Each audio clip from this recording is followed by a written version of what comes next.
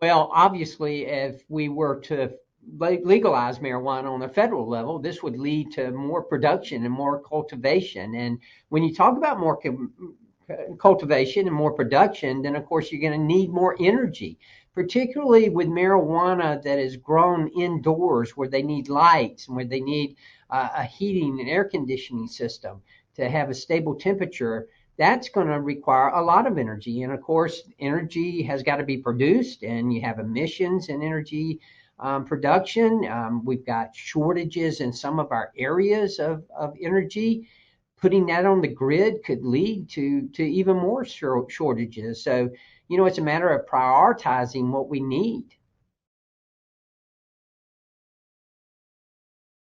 Well, it's not only energy intensive, but it uses our water resources. In cultivation of marijuana, you have to have a lot of water. And of course, out west, where water is scarce, and even in my district, where we have a limited amount of use of the aquifer, that can be a real challenge. So it's not only energy, it's also water, but it's just a product.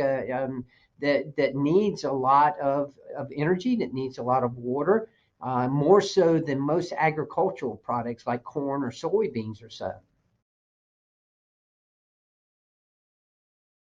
Well, that's kind of difficult to say because obviously illegal operations are somewhat elusive. But at the same time, if we were to legalize it and where it is legal, if you do have the growing of it, then you're probably going to end up with bigger plants, more expansive operations, which are going to use more energy.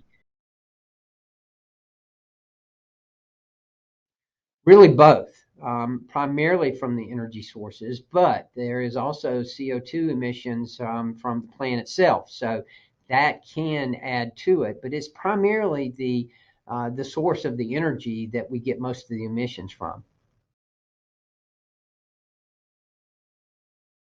Well, we could, but that would be difficult to do. And not only would it be difficult to do, but it would also open the door for other regulations and to perhaps regulate other types of growth. So that's a concern as well. But yes, the government could limit it, but again, that opens up a whole new can of worms.